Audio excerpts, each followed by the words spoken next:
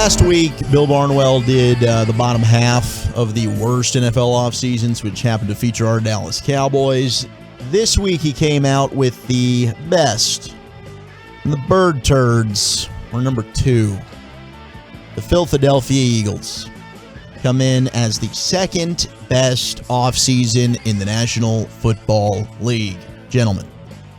Dang it, Bill. Is this surprising to you guys?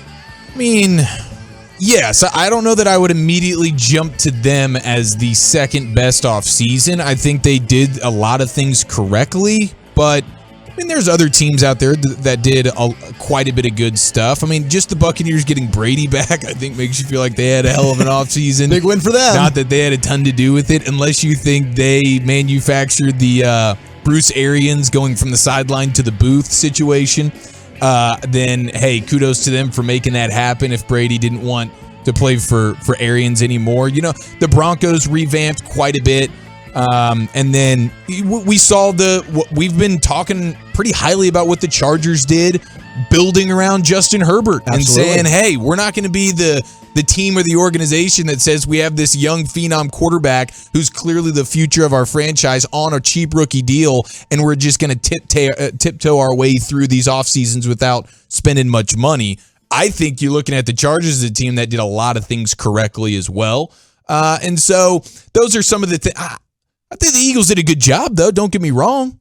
I mean, one of their best things was getting that 2023 first-round pick. Mm-hmm. That was a great move, I felt, especially with the quarterback class for next year. What was it, Jordan Davis and Nakobe Dean amongst the highlight defensive players that they added. The trade for A.J. Brown was really good. Yes. You know, I think it's going to require the Cowboys to meet them 50% down and for the Eagles to come up 50% of the way, because I still don't think that this Eagles team is a real Super Bowl contender or a threat to win a playoff game. Let's recap. You went through and talked about some of the moves they made. 972, who they had. So they signed Hassan Reddick, who is coming off a really nice year with the Carolina Panthers. They gave him a 3-year, $45 million deal. They were able to bring back Derek Barnett on a reasonable contract. They got Fletcher Cox to take a pay cut, which is huge for them, helped out their salary cap. So he is back? Yeah, he came back? Yeah, they brought him back at a reduced rate.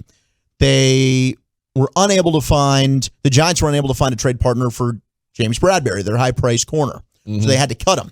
Well, the Eagles, who have badly needed cornerback help, then scooped him up off the free agent market, signed him to a 1-year, $7.3 million deal. You feel great about James Bradberry at that price. Yeah. You didn't feel good about him when you were paying, $15 million a year, whatever the Giants were. And him and Darius Slay, that's a pretty solid cornerback duo, I would say. Yes.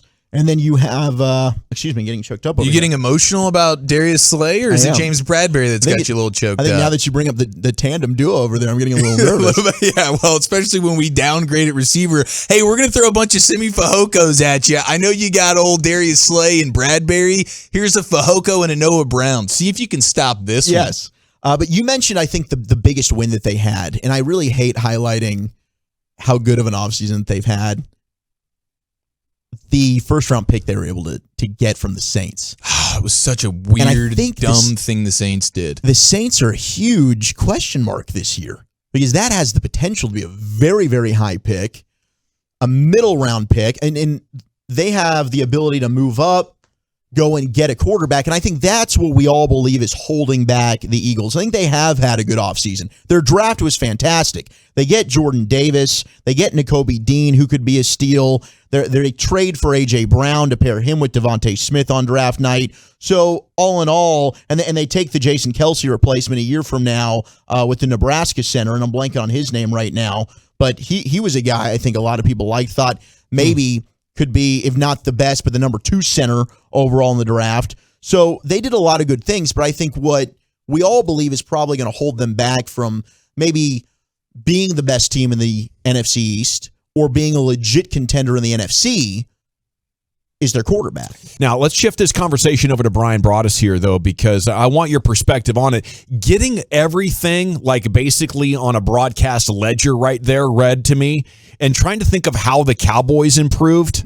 They have a chance to be better with Tyler Smith at left guard, but where else have they improved? It seems like the Eagles have improved at, at least 3 or 4 different spots and maybe 5 or 6 depending on if these picks hit, Brian. Where's your mind in it right now? Yeah, and Wooly Boy, Cam Jurgens was the guy. Cam Jurgens, thank you. Guy from Nebraska. I didn't want to interrupt you there. But the thing about it is that I think with the Cowboys, I don't know if it's necessarily about the players. I think it's about maybe a little bit better understanding of what you are as a team. And maybe a little bit better understanding, especially on defense. We've kind of talked about with Dan Quinn, this defensive staff. Maybe now it is about your understanding what you can do with Curse and what you could do with Parsons and guys like that. Maybe, I know last week, and we'll be out there tomorrow for OTAs, the practices. I just see a defense out there that's bouncing around pretty good. I see some depth there and I think it's not so much this year with the Cowboys, but what they did with that draft last year too, defensively. We'll see how that all plays. I can't say it got better this year with the players. Now, again, you can fix that left guard spot, which I think was a huge hole. But my hope is that the defensive coaches now have a better understanding. They were one of the better defenses in the league last year. And I think that's something you could kind of build on. They also seem faster. That's my hope. I can't sit there and say, oh, they went out and signed a bunch of players like the Eagles did or, anybody. I just feel like that maybe you have a better feeling going into this season. I think all the pressure's on the offensive coaches here. There are more. Last year this time there were really limited question marks on offense. It was all on defense. And so now I think the tables have been turned a little bit. So my hope is that this defense is going to be able to continue to do what it needs to do. Adding players, I don't see it. Maybe a better understanding of what they are to scheme a little better. That's where I think this team got a little better. Get to a running and defense formula. I think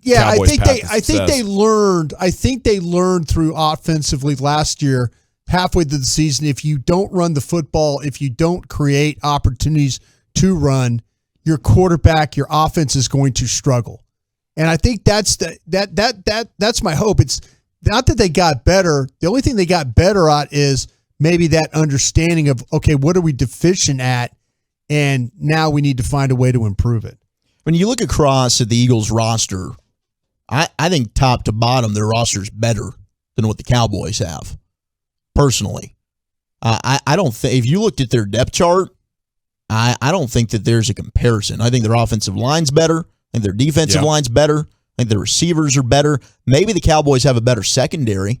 But we got some question marks because there's a lot of unproven players behind Diggs. I think there's better upside, but they got to prove a lot. That's my hope, is that if you feel like that Philadelphia has gotten better, say, offensively, if you feel, it still hurts at quarterback. It is, but and now A.J. Brown and Devontae Smith, those are two damn good receivers. And you know what? It's really great to drive Ferraris when you don't have the keys to the car. Yeah, but they get a quarterback.